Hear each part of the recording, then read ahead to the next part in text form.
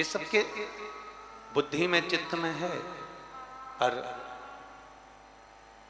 फिर भी बोल बम का नारा है, सारी समस्या का हल। फिर भी अपने चित्त में बिठाकर भगवान देवाधिदेव महादेव की शरणागति की ओर लोग जा रहे, भगवान देवाधिदेव महादेव के चरणों की ओर लोग बढ़ रहे, और बहुत भाव से।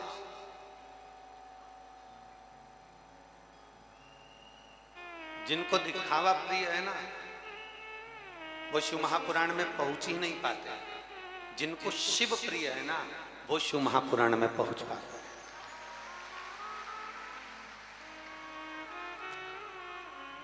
जिनको दिखावा प्रिय होगा, जिनको दिखावे से मतलब होगा, वो शिव महापुराण की कथा में कभी नहीं पहुंच सकते। जिनको शिव की प्रियता, भगवान ओगड़दानी की प्रियता है, भगवान शंकर की प्रियता है कि मुझे शिव को प्राप्त करना है, मुझे शंकर को अपने हृदय में, अपने चित्त में, अपनी वृत्ति में, अपने दिल में, अपने मन में विराजमान करना। और जो जहां बैठता है उसकी वहां महत्वता होती है।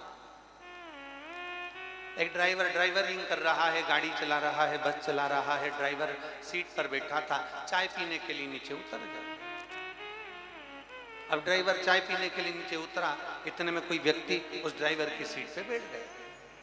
अब तुम वहां से निकल रहे थे, तुम्हें बस में बैठना था, तुमने पूछा भैया बस कहाँ जा रही है?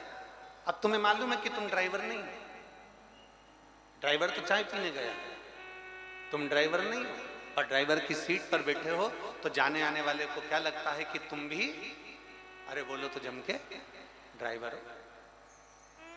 किराने की दुकान पर व्यापारी बैठा हुआ है, अनाज की दुकान पर व्यापारी बैठा हुआ है, उस पर वो उठकर कहीं चले गया और कोई दूसरा व्यक्ति बैठ गया, भले वो उनका सेवक हो, नौकर हो, चाकर हो, अगर उस पर बैठा है तो तुम उसको सेठ ही समझो। बोलो सही है कि गलत है? सुनार की दुकान पर, स्वर्णकार की दुकान पर कोई बैठा था, सेठ जी कहीं चले गया, उसकी दुकान पर कोई दूसरा बैठ गया तो अपन उसको सेठ ही समझे। टेलर की दुकान पर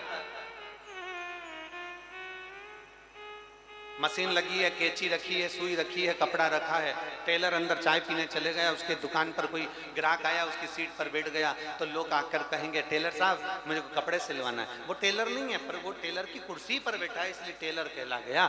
ड्राइवर की कुर्सी पर बैठा तो ड्राइवर कहला गया, स्वर्णकार की कुर्सी पर बैठा तो सोनी कहला गया, व्यापारी की कुर्सी पर बैठा तो व्यापारी कहला गया। उसी तरह जो भगवान शंकर की कथा में जाकर बैठ जाता है वो शिव का कहलाने लगता है, वो शंकर का हो जाता है। आप जहां बैठे हो वो वहां के कहलाते। आप किस स्थान पर जाकर बैठे हो, आप किस जगह पर जाकर बैठे हो, आप किस भूमि पर जाकर बैठे हो, किस जगह पर जाकर बैठे हो, ये आपके ऊपर निर्भर करता है कि आप कहाँ विराजमान, कहाँ बैठे हो, किस जगह पर बैठे हो।